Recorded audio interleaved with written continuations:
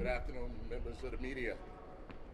By now, just a few moments ago, all of you should have received a video from DCPI. And what this video shows is that yesterday, on March 14th, 10 to 15 minutes prior to the terrible event that happened here at Hoyt and Skimmerhorn, a male entered the subway station on Nostrand Avenue. He did not pay his fare. He gets onto a Manhattan-bound A train, and he eventually gets into a dispute with another male. He eventually pulls a firearm out during that dispute, and ultimately he's disarmed and shot with his own gun. The reason why we wanted to bring this additional information to you, and again, this is not even a 24-hour-old incident. Evidence is still unfolding. but we wanted to really underscore the importance of when we keep our subway system safe. Not only does it require for members of the police department to be down there and members of the community to also help us out, because it was incredible what people from the community did yesterday. People who tried to intervene, people who actually recorded the incident, which gave us additional evidence that we needed to piece together questions that we had. But it's also important that the NYPD enforces quality of life. It's important that we enforce theft of service and people who are not paying the fare. Oftentimes we see people enter to the subway station looking to cause harm, and they never pay the fare. So this is why we stress to our officers it's important to address theft of service, but at the same time I want to stress that we never ever diminish our officers' authority to show discretion. If it's a young child who doesn't have the money to pay fare, if it's a working parent, someone looking for a job who doesn't have the money to pay fare, our officers have that discretion to speak to the people, understand what happened, record their name, do not issue them a fine. So we will continue to be in our subways. We will continue to address theft of services, people not paying at the turnstile. But I want New Yorkers to rest assured that we will use our discretion and be fair to people as well.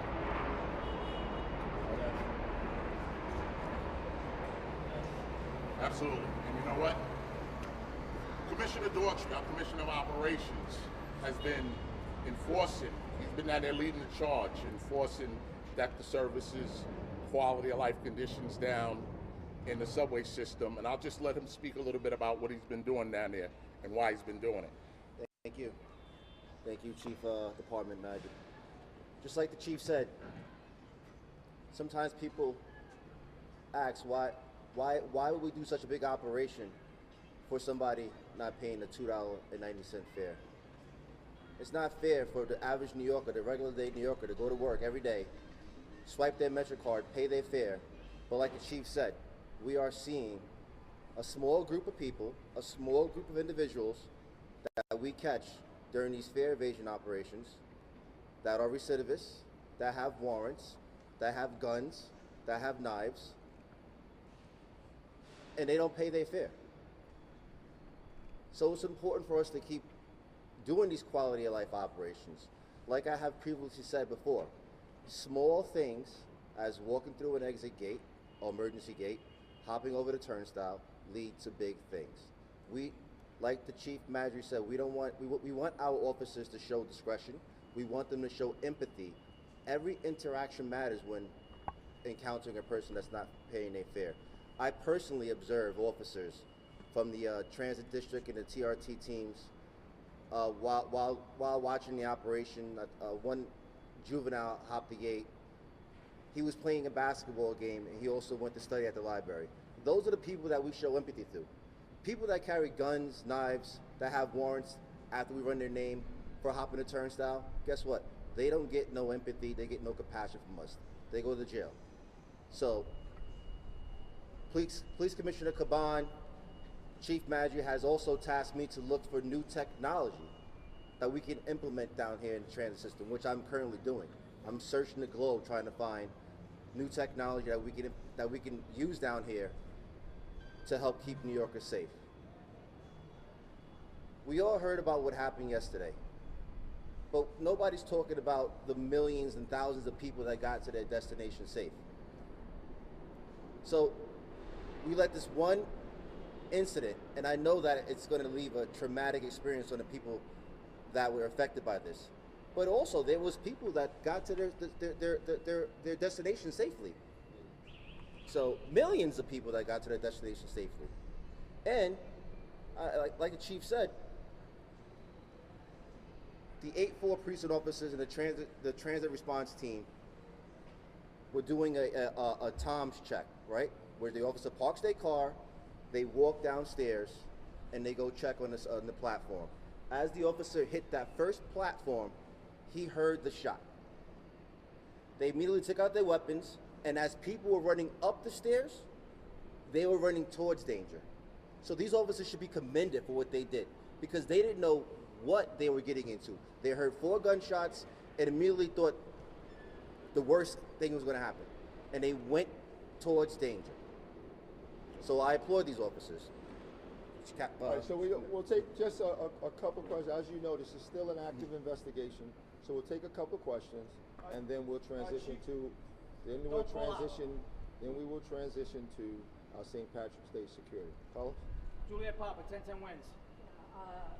Chief Commissioner, what is involved when you stop somebody from fair reading? Does that involve a search? What is the procedure? You think we would be able to respond? So when the officers engage an individual that does hop the turnstile, they ask them for their identification, and they do a warrant check to see if the individual is a recidivist, where he cannot get a transit recidivist, where he cannot get a tab summons, he has to get a criminal summons, or if he has a warrant. If the officer does find a person that has a warrant, immediately they place under arrest, search incidental to lawful arrest. They do recover weapons, knives, drugs, etc. We're going to move over. Andrew Siff, NBC. Chief, is there body camera video? We're talking about the 8-4 cops and the transit cops responding so quickly and things are going crazy. So their body cam video would most likely show this. Is it possible you can release some of that body cam video to give us a sense of what they went through? Well, yeah, I can't release that body one camera just yet. Remember, this incident's not even 24 hours old. This is still an active investigation by the Kings County District Attorney's Office, along with members from the 84th Precinct Detective Squad, Transit Detective Squad.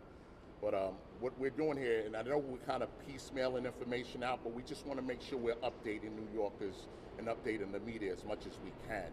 So we wanted to provide this additional information that we got.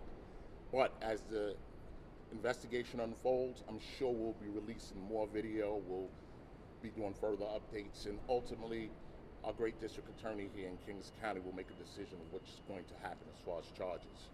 Inside of this, Chief. Looking at that video, it seems like this person is perhaps disturbed. It seems as though, it's the type of person that we've all seen on the subway before. First of all, are you identifying him, and does he have any priors? He is identified. I'm not going to speak to priors at the moment because the detectives are still investigating, so I don't want to speak to that. I don't know what's sealed, what's open for discussion, but it's part of the active investigation. I saw that video. I think I had the same thoughts as you. It seems like the male was making inferences like he was a police officer as he was speaking to the person he was having a dispute with. And again, it's just something that is very alarming. We know that we have people in the subway that suffer from mental illness, and this is why it's important that the police department do play a role along with clinicians and people who are really qualified to deal with this, because you saw what the results were yesterday. We're going to take 2 or 3 more before we move on to security. Jay Dow, Pix 11.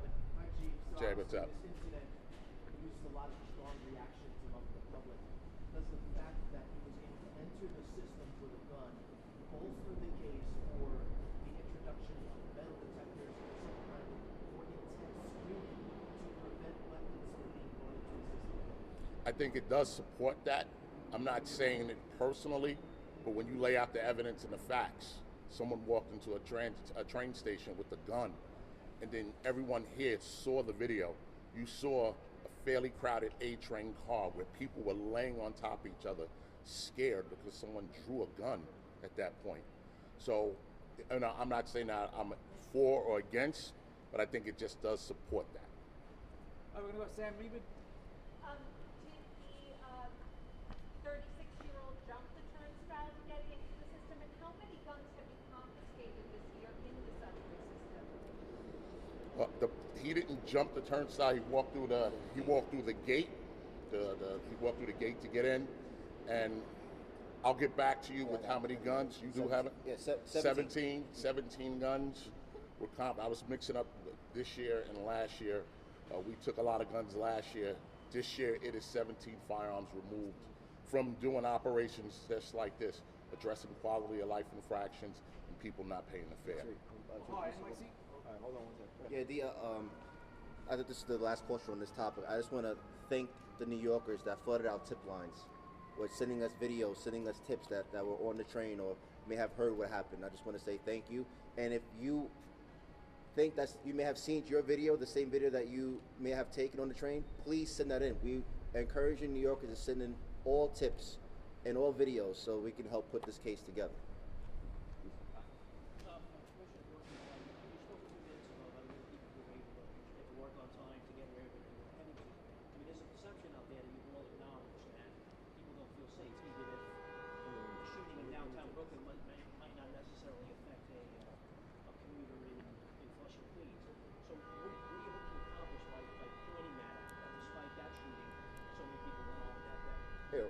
Rocco, the perception issue is really a lot of that has to do with DCPI. A lot of that has to do with how we communicate about the safety of the city. When you think about our transit system, there's nothing comparable to anywhere else in the country. We move around over 200 million riders per year. And at the end, we're talking about every victim matters, but we're talking about a very minuscule amount of violence that happens in our system. While it can be polarizing and it can put people in fear, we understand that, but we are keeping a large system and a large amount of people safe. And as Commissioner Daughtry said and Chief Madry said earlier, yesterday alone, millions used that subway system. And we're talking about one incident. However, it's an important incident, and that's why we put the resources that we need into each and every incident to investigate it. So perception, a lot of it has to do with how we talk about our safe transit system in New York City, even though sometimes we do have incidents. I don't know any place else in the world you can move around over 200 million people and never have an incident that takes place. I guess it's just a matter of the time. In other words, what I'm sort of asking is right after the shooting the right time to make a statement? I think absolutely, because no matter what the timing is, the fact is that coming through the turnstile or the security gate without paying has not changed. And when I said about fundamental principles, our mayor was a transit cop in the 80s, early 90s. It didn't change back then. If you want to keep the system safe, the first thing you got to do is keep bad people out the system who don't pay. So this is perfect timing to talk about that. And let me just add to Commissioner Shepard. Obviously, we had a tragic incident that happened yesterday. Millions of riders rode the subway yesterday. The Subway Bureau, Transit Bureau took 6 crimes, including the shooting. 6 out of millions and millions of people that boarded this our subway system yesterday. We go to the next 6 crimes, 6 index crimes. Yeah, we can get back to you on that one, Robert. You know, you can reach out to DCPI. We'll get that number for you. All right. So let's transition over to our St. Patrick's Day parade and security. And first, I have Chief Madry just update the time, the starts, the route, and then we'll take some security questions. All right. So tomorrow, March 16th, not 17th, tomorrow, March 16th, we'll be celebrating our 263rd annual St. Patrick's Day Parade, the oldest parade in Manhattan, the second largest parade in the city behind the Thanksgiving Day Parade.